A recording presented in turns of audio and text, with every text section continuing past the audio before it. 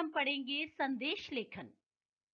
संदेश लेखन के बारे में जानकारी हासिल करेंगे कि संदेश क्या होता है। संदेश कहते किसे हैं? संदेश, इसकी उत्पत्ति संस्कृत भाषा से मानी गई है, जिसका अर्थ है खबर या समाचार प्राप्त करना।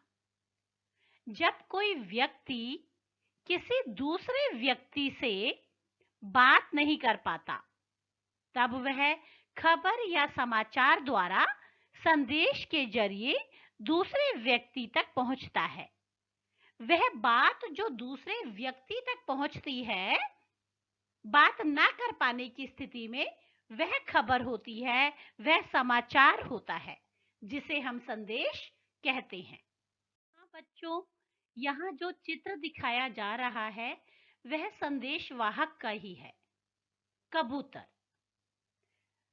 यहाँ पर बताया गया इन कबूतरों के माध्यम से कि जब डाक के आधुनिक साधन या सुविधाएं उपलब्ध नहीं थी, तब कबूतर ही संदेश वाहक का काम करते थे।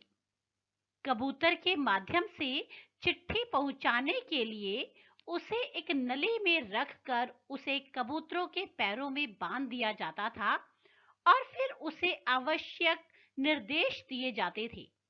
रास्ता चाहे कितना ही लंबा क्यों ना हो, कबूतर कभी भटकते नहीं थे। युद्ध के लिए जब कोई सेवा अग्रसर होती थी, तो भी वह अपने साथ प्रशिक्षित कबूतरों का एक दल रखते थे। 12वीं शताब्दी में बगदाद का जो सुल्तान था, उसने भी कबूतर का इस्तेमाल किया था डाक को लाने और ले जाने के लिए। द्वितीय महायुद्ध 1939 से लेकर 1945 तक में भी सेनाओं के द्वारा अपने गुप्त संदेश, छुपे हुए संदेश कबूतरों के द्वारा ही नियंत्रण कक्ष तक पहुंचाए जाते थे।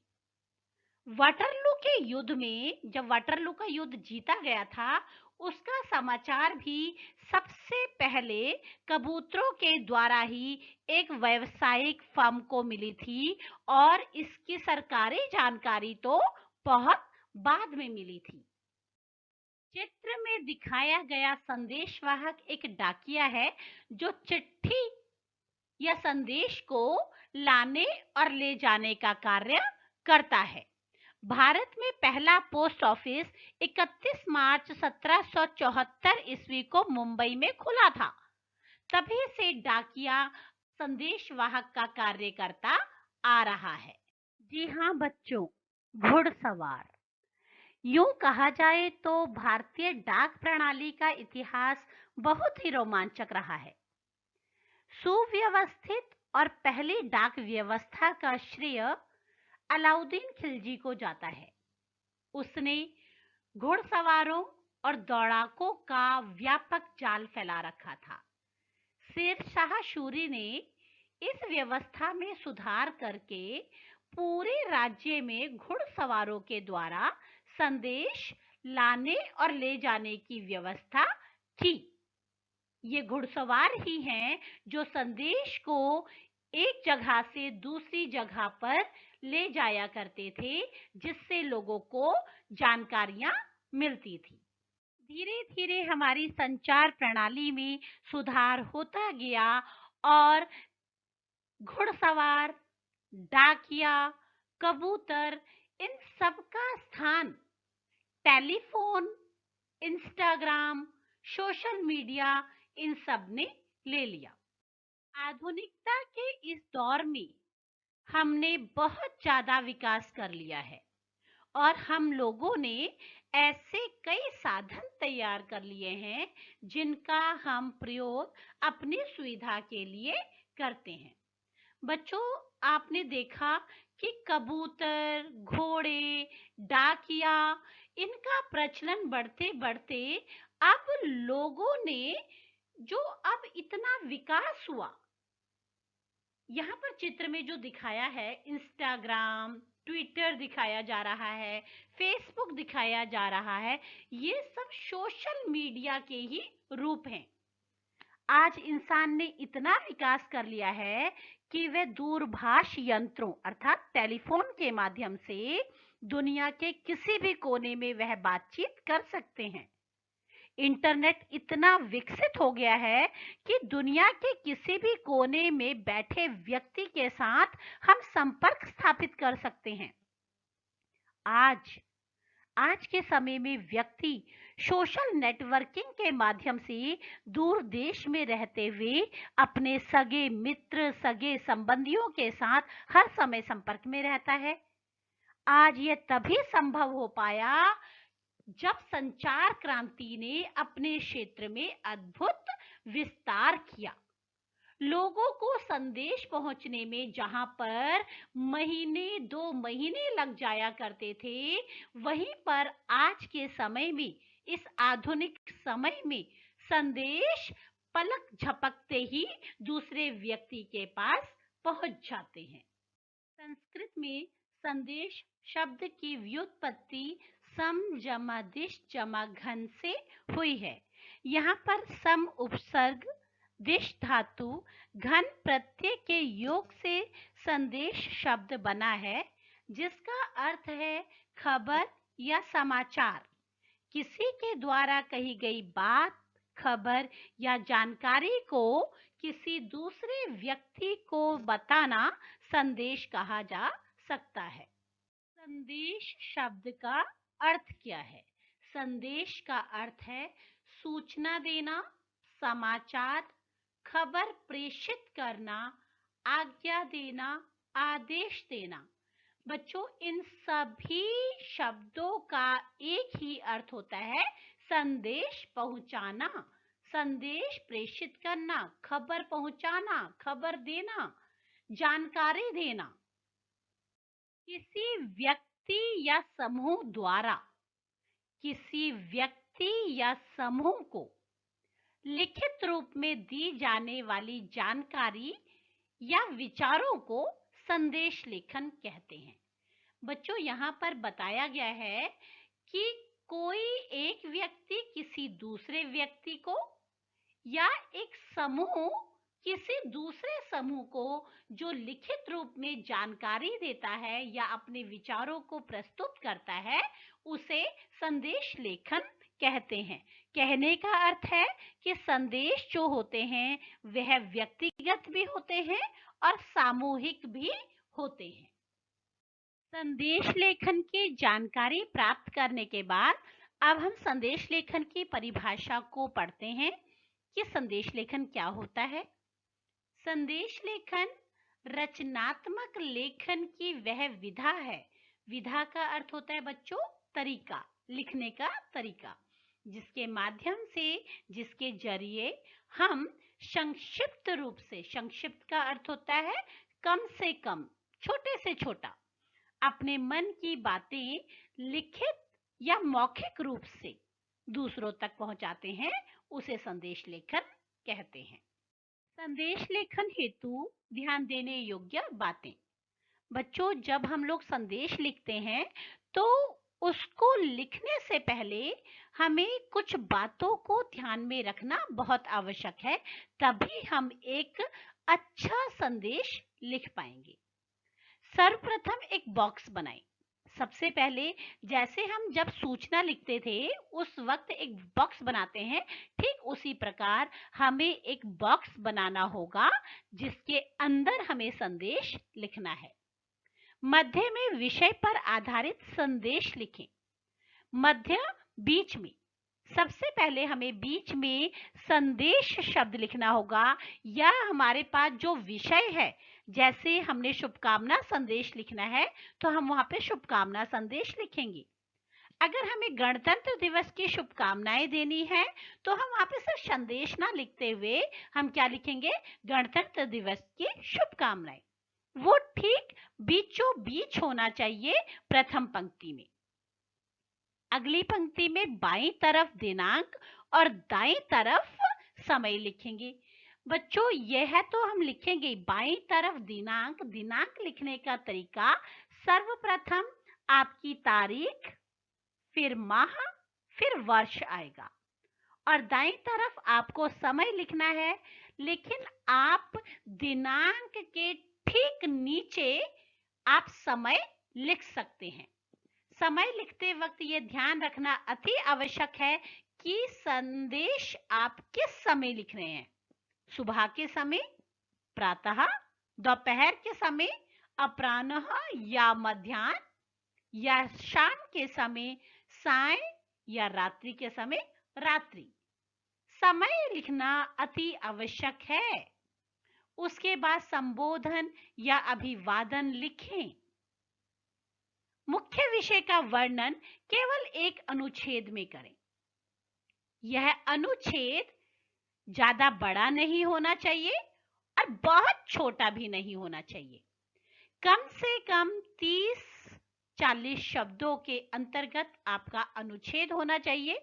वह रोचक होना चाहिए, सृजनात्मकता झलकनी चाहिए, रचनात्मक होना चाहिए।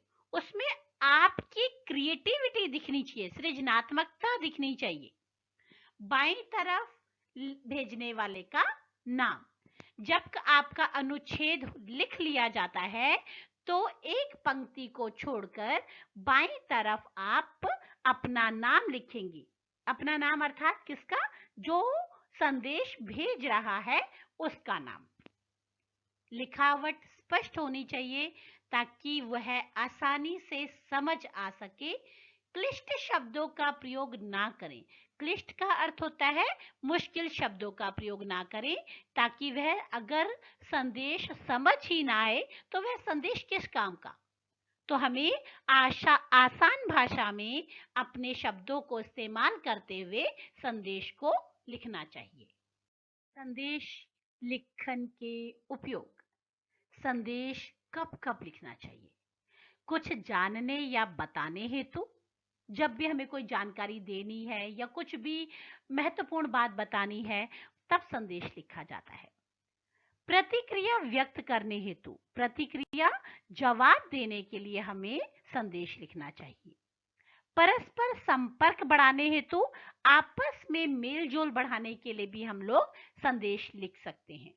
भावनाओं की अभिव्यक्ति हेतु, भावनाएं जो हमारे मन के अंदर फीलिंग्स होती हैं उसको उजागर करने के लिए भी संदेश लिखे जाते हैं। संदेश के प्रकार। संदेश 2 प्रकार से लिखे जाते हैं। यह औपचारिक भी होते हैं और अनौपचारिक भी होते हैं। अनौपचारिक संदेश हम अपने मित्र, सगे संबंधी, रिश्तेदारों को लिखते हैं, और औपचारिक संदेश बेटा कार्यालयी या सार्वजनिक होते हैं। कार्यालयी दफ्तर में संदेश लिखे जाते हैं, और सार्वजनिक जहां पर नेता लोग, राजनेता लोग, विधायक अपने क्षेत्र में संदेश देते हैं उसे सार्वजनिक संदेश कहते हैं, जो औपचारिक संदेश के अंतर्गत आता है। निमंत्रण देने हेतु, कार्यालयी उपयोग हेतु, जनता को जागरूक करने हेतु। निमंत्रण देने हेतु हम जन्मदिन, शादी आदि का जब निमंत्रण देते हैं तो वह कम से कम शब्दों में हम संदेश दे सकते हैं। यह हम अपने मित्रों, सगे संबंधियों और रिश्तेदारों को देते हैं। कार्यालयी उपयोग हेतु, यहाँ पर कार्यालयी दफ्तर में ही संदेश जब एक उच्च पद पर बैठा हुआ अधिकारी साथ ही कार्यकर्ताओं को देता है, वहां पर कार्यालयी उपयोग हेतु संदेश लिखा जाता है। जनता को जागरूक करने हेतु, जब कोई नेता अपनी अभिव्यक्ति को, अपनी भावनाओं को अभिव्यक्त करने के लिए बहुत बड़े बोर्ड पर, बैनर पर संदेश लिखता है, वह जनता को जागरूक करने के लिए भी हो सकते हैं और वह शुभकामनाएं देने के लिए भी वह संदेश हो सकते हैं, जिसे नेता, विधायक, बड़े बड़े नेतागण लिखते हैं। सूचना और संदेश लेखन में क्या अंतर है? सूचना पूरी तरह औपचारिक होती है। सूचना यह एक नोटिस है जो औपचारिक होती है, जो लोगों के लिए होती है, जिसमें व्यक्तिगत कुछ नहीं होता।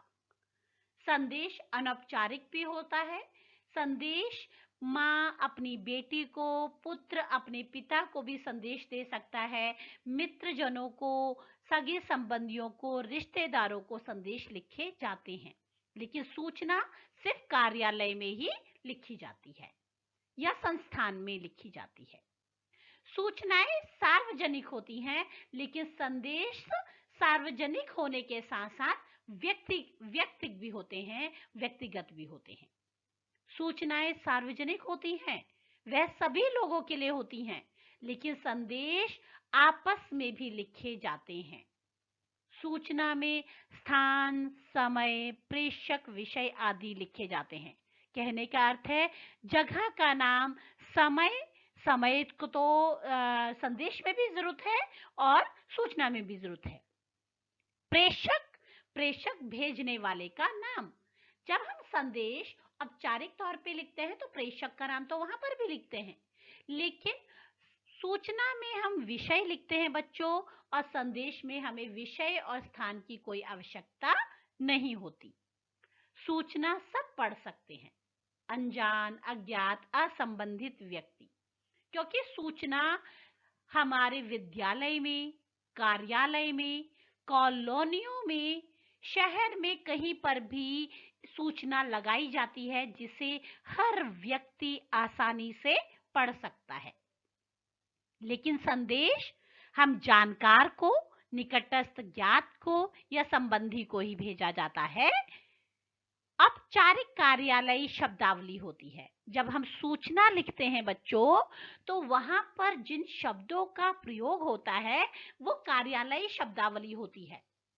कुछ शब्द निहित होते हैं जो सिर्फ कार्यालय में ही प्रयुक्त किए जाते हैं। विषय अनुसार सौंदर्यात्मकता भावात्मक सरल हो सकती है। संदेश लिखते समय हम कई चीजों का इस्तेमाल करते हैं, उसमें भावनाएं भी आ जाती हैं। भाषाओं को आसान करने के लिए हम कविताओं का भी इस्तेमाल कर सकते हैं, चित्र भी दिखा सकते हैं। यह सारा हम संदेश में करते हैं। सूचना के अंतर्गत चित्रों की कोई आवश्यकता नहीं होती, लेकिन बॉक्स में सूचना लिखी जाती है। संदेश में क्या होता है, इसे भी बॉक्स में लिखा जाता है, लेकिन यहाँ पर आउटलाइंस, रेखा चित्र, बॉर्डर चित्र, किसी भी तरीके से हम उसको आकर्षित करने के लिए संदेश को बना सकते हैं। यहाँ पर एक बहुत कॉमन बात है कि सूचना और संदेश दोनों में ही बॉक्स बनते हैं। जहां पर सूचना में बॉक्स बनता है, वैसे ही बॉक्स संदेश में भी बनाया जाता है। फर्क सिर्फ इतना है कि संदेश व्यक्तिगत होते हैं, संदेश में स्थान और विषय की जरूरत नहीं होती। संदेश में हम अपनी भावनाओं को भी व्यक्त कर सकते हैं और संदेश में चित्र, रेखा चित्र, आउटलाइंस भी बना सकते हैं। संदेश लेखन का उद्देश्य, क्या उद्देश्य है संदेश लेखन का? घनिष्ठता व्यक्त करने हेतु और जनमानस को प्रेरित करने हेतु। घनिष्ठता आपस में मेल जोल बढ़ाने के लिए और लोगों को प्रेरित करने के लिए, लोगों को जागरूक करने के लिए ही संदेशों को लिखा जाता है। बच्चों, यहाँ पर जो 3 चित्र दिखाए गए हैं, उन चित्रों की भिन्नताओं को देखो। उसके अंतर्गत पहले चित्र में सिर्फ चित्र के माध्यम से पूरी अभिव्यक्ति कर दी गई, जैसे गणपति बापा का चित्र लगाया गया और गणपति बापा मोरया कहा गया। कहने का अर्थ है कि शायद यहाँ पर गणित उत्सव के बारे में बताया गया है।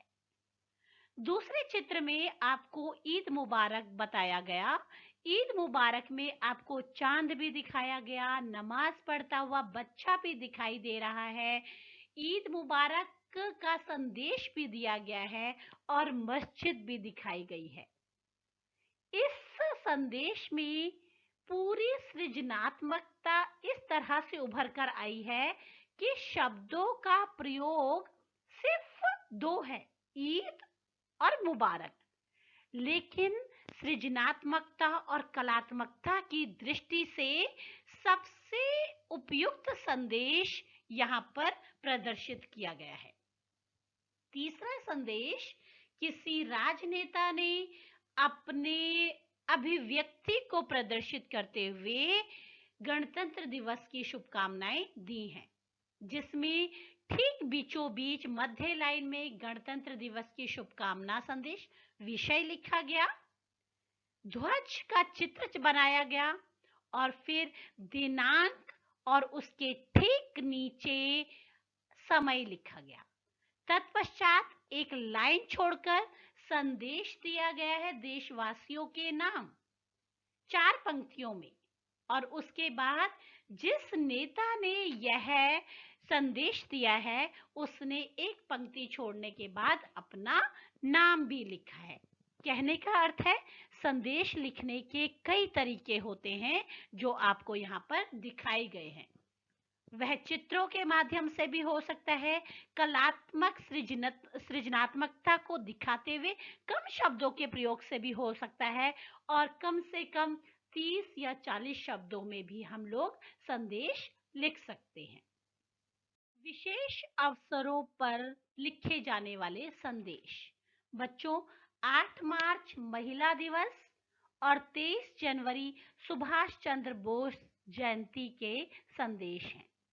यहाँ पर 8 मार्च जो महिला दिवस है उस पर कुछ पंक्तियों के माध्यम से महिला के ऊपर ही कुछ पंक्तियां लिखी गई हैं और उसके बाद अंतर्राष्ट्रीय महिला दिवस की शुभकामनाएं दी गई हैं। दूसरे चित्र में सुभाष चंद्र बोस की जयंती के बारे में बताया गया है। दोनों ही संदेश हैं, लेकिन लिखने के तरीके में अपनी सृजनात्मकता हमें किस तरह प्रदर्शित करनी है, यह हमारे ऊपर निर्भर करता है कि हम संदेश को किस तरह से आकर्षक बनाएं। जन्मदिन, विवाह, वर्षगांठ, उन्नति की कामना करते हुए भी हम संदेश लिख सकते हैं जो अनौपचारिक संदेश के अंतर्गत आते हैं। औपचारिक संदेश का प्रारूप। यहाँ पर जो प्रारूप दिखाया गया है उसमें संदेश लिखा गया है। संदेश अर्थात विषय, बाईं तरफ हम लिखेंगे दिनांक और दाईं तरफ लिखेंगे समय। मैंने आपको पहले बताया था बेटा कि आप दिनांक के ठीक नीचे भी समय लिख सकते हैं बिना पंक्ति छोड़े। उसके बाद हम एक पंक्ति छोड़ेंगे और अभिवादन या संबोधन लिख सकते हैं। यहाँ पर हम लोग सभी देशवासियों को या महोदय, महोदया जैसे शब्दों का प्रयोग कर सकते हैं, और कम से कम शब्दों में 30 या 40 शब्दों में या 2 लाइनों में या 3 पंक्तियों में हम अपनी बात को रख सकते हैं। फिर एक पंक्ति छोड़कर जो संदेश लिख रहा है उसका नाम यहाँ पर आएगा। प्रारूप अनौपचारिक संदेश का। बच्चों, अनौपचारिक संदेश हम अपने मित्र, सगे संबंधी, रिश्तेदारों को लिखते हैं, माँ पापा को भी लिखते हैं, अपने माता पिताजी के साथ साथ हम भाई बहनों को भी लिखते हैं। तो हम सिर्फ वहाँ पर हमें विषय लिखने की, स्थान लिखने की, दिनांक लिखने की कोई आवश्यकता नहीं होती। हमें सिर्फ वहाँ पर आदरणीय माता जी या फिर हम लोग सीधा अपनी भाषा में, आम बोलचाल की भाषा में लिख सकते हैं कि पिताजी, ठीक है, और नीचे संदेश लिख दिया कि आप घर पर नहीं थे, उस वक्त पड़ोस में रहने वाली आंटी का फोन आया था और उन्होंने यह बात आपके लिए कही है। मैं ट्यूशन जा रही हूँ, या मैं, आप चाबी यहाँ रखी है, आप कुछ भी लिख सकते हो। जो बात आपको अपने माता पिता को बतानी है, अपने भाई बहन को बतानी है, वह आप यहाँ पर लिख सकते हो, एक पंक्ति छोड़कर आपका नाम। आप चाहो अपनी छोटी बहन को भी अगर आपने विश करना है, जन्मदिन का बधाई देनी है, तो भी आप क्या बोल सकते हो कि प्रिय बहन, जन्मदिन की हार्दिक शुभकामनाएं, और नीचे तुम्हारी बहन। बहुत कम से कम शब्दों में यहाँ पर दिनांक वगैरह लिखने की कोई आवश्यकता नहीं होती। अनौपचारिक, जिसमें कोई औपचारिकता नहीं होती, उसे अनौपचारिक कहते हैं। यहाँ पर एक हम लोग संदेश देखते हैं कि अपने मित्र को अनौपचारिक संदेश, कि मित्र को महामारी के बीच अपनी कुशलता बताते हुए संदेश लिखो। हमने संदेश लिखा, सिर्फ संदेश, और उसकी बाईं तरफ दिनांक और दाईं तरफ समय। आप समय दिनांक के ठीक नीचे भी लिख सकते हो, और अपने मित्र का नाम, जिसे हमने अपने मित्र को जो संबोधन व्यक्त करना है, उसे प्रिय अंकुर कहते हुए संदेश लिखा कि आप कैसे हो। तुम तो जानते ही हो कि आज के इस महामारी के दौर में अपने को सुरक्षित रखते हुए व नियमों का पालन करते हुए, गलत लिखा है ये हमने। बच्चों, यहाँ पर जो संदेश दिया गया है वह भी अनौपचारिक संदेश के अंतर्गत आएगा। प्रिय माँ, जैन साहब का फोन आया था, आप उस समय घर पर नहीं थी। मैंने ही फोन उठाया। उन्होंने कहा कि जैसे ही आपको यह संदेश मिले तो मुझसे फोन पर बात करें। उससे पहले ईमेल पर आए संदेश को अवश्य पढ़ लें। रोहन। बच्चों, यहाँ पर साफ है कि रोहन ने अपनी माँ को पत्र लिखा है, संदेश लिखा है, और उस संदेश में यह बताया है कि किसी जैन साहब का फोन आया था, उन्हें फोन करें लेकिन उससे पहले ईमेल पढ़ लें। कम से कम शब्दों में रोहन ने अपनी बात अपनी माँ को बताई। बच्चों, संदेश लेखन के बारे में हमने बहुत सारी जानकारी हासिल की। दरअसल संदेश लेखन कोई नया विषय नहीं है। सदियों पहले कबूतरों के द्वारा संदेशों का दिया जाना, राजाओं के द्वारा चौराहों पर नगाड़े बजाकर प्रजा तक संदेश पहुंचाना, संदेश वाहकों का लाठियों में घुंघरू बांधकर जगह जगह संदेश पहुंचाना, यह सब संदेश लेखन के ही माध्यम थे। बदलते समय ने पूरा परिदृश्य ही बदल कर रख दिया। डाकिया डाक द्वारा संदेश देने लगा। डाकिये की जगह टेलीफोन ने, टेलीफोन की जगह मोबाइल ने ले ली, और आज पूरा परिदृश्य बदल चुका है, जिसकी जगह ईमेल, व्हाट्सएप, फेसबुक, ट्विटर आदि ने ले ली। इसी के माध्यम से आज संदेश पलक झपकते ही लोगों तक पहुंच जाते हैं। आपको सिर्फ संदेश लेखन के बारे में जानकारी देने का उद्देश्य सिर्फ इतना ही था कि जो संदेश सदियों पहले पहुंचने में न जाने कितने महीनों लगाते थे, आज वह क्षण भर में ही लोगों तक पहुंच जाते हैं। आशा है कि अब आपको संदेश लेखन का उद्देश्य, प्रारूप, अर्थ समझ में आ गया होगा। धन्यवाद।